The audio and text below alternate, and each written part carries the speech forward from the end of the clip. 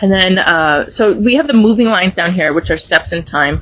And you start out with chocolata, which has to do with stability in how you are physically and emotionally, and knowing what is medicine and what is poison. When we become addicted to something, our medicine becomes a poison. It takes away from us, and it will throw us off balance. When we become addicted to something, when we're not honoring a medicine, when we're not using medicines in moderation and respecting them, then they go to our detriment, and we start, maybe out of habit, doing something that's not good for us.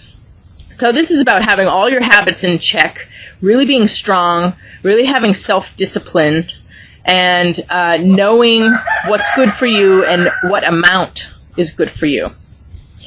So,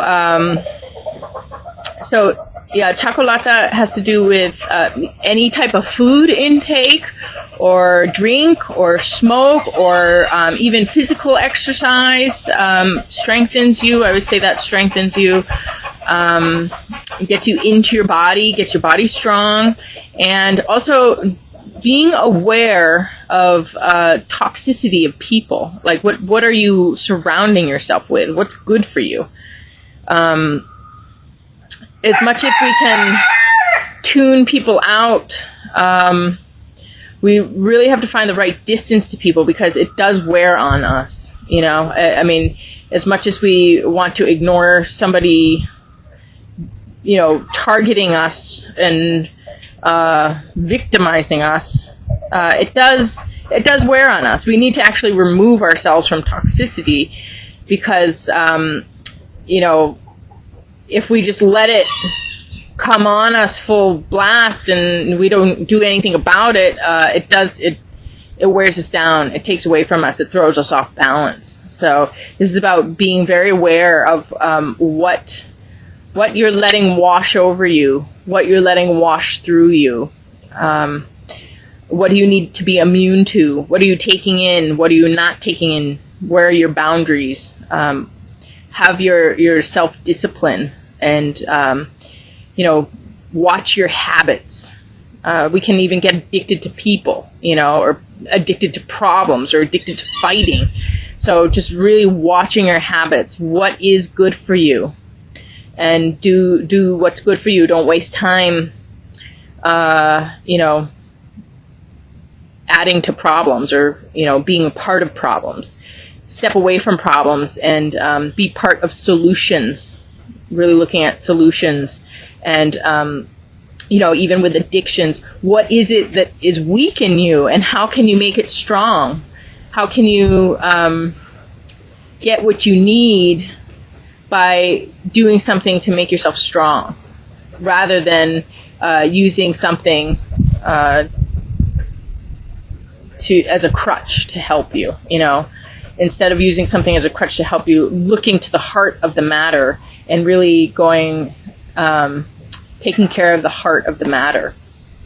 And because this is about addictions and being clear on medicines versus poisons, and being balanced and stable, I was thinking about the 12 steps too. It's like you have to have that wisdom to know what you can change and what you can't, and have the strength to change what you can, and the wisdom to know what you can't. And knowing the difference, and then whatever you can't, you have to offer that up to a higher power. You have to offer it up to the universe and to source, and really ask for something. If something's beyond you, ask for something beyond you to come in and help. But you have this Jera, which is the rune of harvest and the end of a cycle. So it's almost like you have your strength now. Whatever was weak before, you have this strength. You have your ability to stand really strong now. And you have a handle on everything. And you're really monitoring yourself and going for the solutions and solving the problems. rather than being a part of them. So you're doing everything right now. You start out on the right foot here. And we move into work and service, really focusing on work and being acknowledged and recognized for your work and your talents, and being drawn on for those. So people are coming to you because of what you can do. And then you have values, Yiki, important values that you have to protect and keep safe. And what's most important to you, if there's anything that takes away from it, you have to remove whatever is taking away from your values. It's like weeding that garden, or chipping away at that sculpture to get to the essence, and being able to see what's draining you, or what's taking away from the important thing. It's about knowing how to use, again, your energy wisely and your time wisely, and knowing what's good for you and what's not good for you. And then in reverse, we have Thuraz, and it's in reverse. It has to do with betrayal and lies, deceit, theft, rape of some sort. Could be metaphorical rape, being defenseless, having really bad feelings around something. So combined with the work, it's almost like there's something at your workplace or in your realm of work and service that's an issue, but it's not really bothering you too much. You're able to keep it outside of you, and you know what you value. So it's something that you can handle, you can deal with. And again, with wisdom, it's like knowing what you have control over and what you can do about things, and being able to do that. So you're not being overwhelmed by this betrayal or lies, or whatever danger there is. It's like you are able to you're stronger than that, and you're protected, and you're able to remove the hate or the bad feelings. Hate is anger that's stuck. And anger that gets stuck is usually because you're still in the situation, or you're still vulnerable for some reason. Anger is a natural emotion that is not meant to be a bad thing. It's meant to be an indicator of when we're being violated. We need the wisdom to understand our emotions. When we are angry about something, somebody's doing something to us. That's why we're angry. And then what are we going to do about it? If we stay stuck in it and ignore it or put up with it, then we start to hate. So then we start getting stuck in it, So this is about not only getting out of the stuckness of anger, but finding the solution. Finding how do we align with ourselves and balance ourselves so that we don't have anger anymore, so that we're free. We find our freedom, and we protect what's important. And then the last step in time here has to do with things escalating to the point where they become visible. People burning their own bridges of evil, falling upon itself, exhausting itself. Bad things can't go on forever. They're unstable. They can have a good run, but they're unstable. They're not eternal. Good things that come about that are stable they become eternal. So, what really truly serves us, what really truly advances us, what's great for humanity, and is pure in mind and heart, whatever has that purity, it becomes a stable state. It becomes the eternal. So this is whatever is negative, kind of getting maybe too much power, and when the negativity, when the bad things get too much power, they can't handle it because it's illegitimate. They stole the power, or they deceived people to get power. So then when they get the power, well, they can't really do much with it because it was, not authentic. They weren't authentic. So, when you can only play a game for so long before your game's found out. So this is about the game being found out with Rhea, and things escalating to the point where they get corrected. And then we have this combined with rune of health and power and wholeness and cleansing, the sword of justice here, victory, honor, success, achieved goals. So this is, it's funny because it doesn't seem like there was much effort to receive the success or the honor. It's just that whatever the problem was kind of falls away. It falls upon itself. The evil trips and falls flat on its face, and there you go. That's over with. The truth comes to light, and everything is seen for what it is, and then all of a sudden you have the power, the victory. You have the honor of having your name cleared, because that's what Rhea is, having your name cleared. Having the story come to light when there's a false story, an illusion that has been created. It gets punctured. It is found out. The conspiracy is uncovered. Everybody can see the conspiracy now. It's known. So we have this.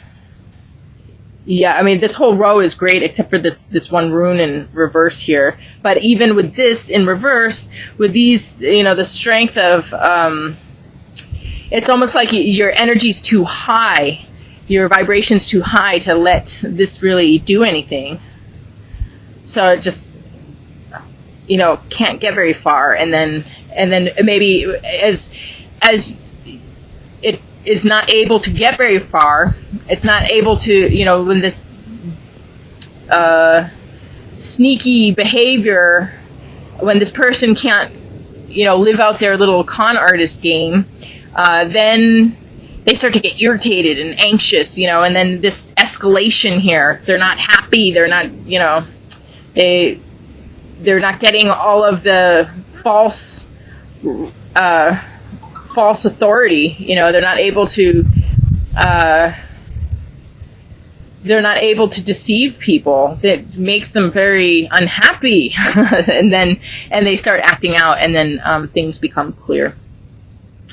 So then we have what is healing, what's getting better, and this is a concept of knowingness, of understanding, and then a quick change and shift and change. Hold on, my phone is doing something. 1 second.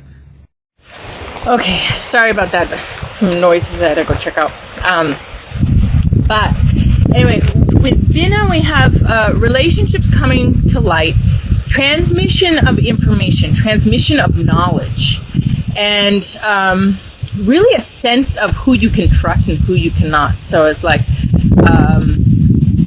a lot of times people will believe someone, but then as time goes on, it's like you can see sincerity. All of a sudden, when you put things to the test, you can see how deep a person is or how shallow. So it's like sincerity. So the sincere person, the real person, is able to transmit knowledge, transmit information, provide a picture, of an accurate picture for others. enlightenment, being able to wake people up to truth. And we have this adjustment. Cinnabarite is the quickest refractive power. So there's the quickest shift and change in direction of something that causes an adjustment. So there's actual an adjustment in the structure, an adjustment in the foundation for the better. And what doesn't kill you makes you stronger. She's also the elixir for immortality. The Chinese believe it is a type of mercury where mercury can kill you. It's very poisonous, but if you practice it in small doses, it actually can strengthen your body and be like an elixir for immortality, make you stronger. So we have this rune, Uras in reverse, which has to do with weakness, feeling overwhelmed, being obsessed with things, feeling suppressed, being ignorant, just kind of impulsive, and just a lot of times when people get confused, they get angry and violent, and and it has to do with ignorance too, not really being able to see or understand what's going on. But we have this in the healing position with knowledge, transmission of information, clear vision, awakening, and adjustment. So this is an excellent healing, and it actually really mirrors this last step here. It's really talking about, this is the overall healing, which is this last situation here. Already you have the strength. Already you have the ability to kind of have your strength or immunity to something negative here. And then as things escalate and things become clear, you have this adjustment and awakening, not just for you, but for other people too. And this clearing up of confusion. And then our overall message card here is Skyla, which has to do with telepathy and being able to pray to someone or pray to even source and have those messages delivered. Sticking up. So Skyla, the other interesting thing about telepathy is that it doesn't always have to be, a lot of times telepathy has to do with whether we're open or receptive to another person, if we're focusing on them, or if we have them blocked, whether, we get the messages or not. But at the same time, even if we, are blocked in some way, often I find the messages come through other people. People channel information. Like, oddly enough, you start hearing people say things, and it's really weird. You hear the same thing over and over again in different places from different people, and they're like messages, they're signs, or it's so bizarre that you have to kind of listen to it or take note of that. So telepathy can come through other people. People can channel messages for you as well, if you are blocked in some way. So be listening for just odd things that you hear. You can also get information through dreams. Dreams are very, very good at bringing you messages too. A lot of times I'll have a dream and something really odd in a dream, and then all of a sudden I hear it over and over again in different places. It's just obviously a message, important, And then the other thing too is with Skyla, you gotta, if you have thoughts fall into your head or whatever, the other thing too is that it's rare when we actually generate thought. And if we do generate thought, if we are actually the creators of some thought, other people will pick up on that and get those thoughts too. So usually we're just like in a world or a sea of thought, and we just pick up from other people. So we live in a world of always hearing this or that, and it doesn't mean that it's true or it's not true. It's just information, and it doesn't mean that it's ours. It might be. It's very possible from someone else. I really get irritated by the belief. There's, I guess, a Jungian belief that everything in a dream has to do with yourself. It's what you think, and I totally disagree. I couldn't disagree anymore. It has to do with the collective thought. Somebody thinks this. And actually, the reason you're dreaming of it, sometimes you think that, but if you think that and you're dreaming it, you're like really, it's something that you need to pay more attention to. It needs to be more conscious. That's why you're dreaming it. But most of the time, it's somebody else's thought, or it's, it's information out there. And you don't have to take it personal, and you don't have to take it for real. It's just information. So if you have a bad dream about something, that somebody thinks something or whatever, it doesn't mean that you think it. Usually is literally that person thinks it. And the other thing about that is that it doesn't mean that it's right or that it's going to stick in people's minds, because everything that's not right changes. Everything that's not true will continue to change. So in time, it's there for you to be aware of it. As you put your attention on it, as you put your awareness and attention on it, oh my gosh, everything's blowing, then things change. Just the act of the attention changes things. 1 second. We just had Cinnabright blow off the porch. I'll go get her. And we also had so my deck sitting over here. We had blessings and protection blow away. So okay, I've got back our protection and our blessings, and quick change is down on the bottom of the house right now. So anyway, little bit chaotic here with all this wind.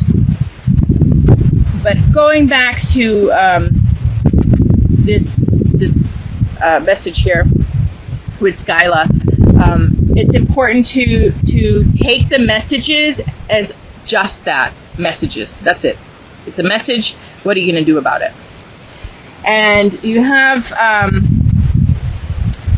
a relationship that changes everything. Really positive. Your whole personality, your outlook, everything changes from meeting this person. It's a really important encounter, a really important connection. It changes everything. Even if the relationship doesn't last forever, the lessons and the love and the growth changes you forever. And you have this forward progression that never is totally solid and stable. You never, reverse from that. And so look for strength in your relationship. Maybe there's some important person that is trying to bring you messages or influence you in some way, in a very positive way. And then you also have Little Pumpkin, which is about things coming into your life and changing the way you relate to the world. It's like having a baby, and all of a sudden your entire relationship, your dynamics with the entire world changes when you have something new that becomes born in your life that you identify with and are interconnected with.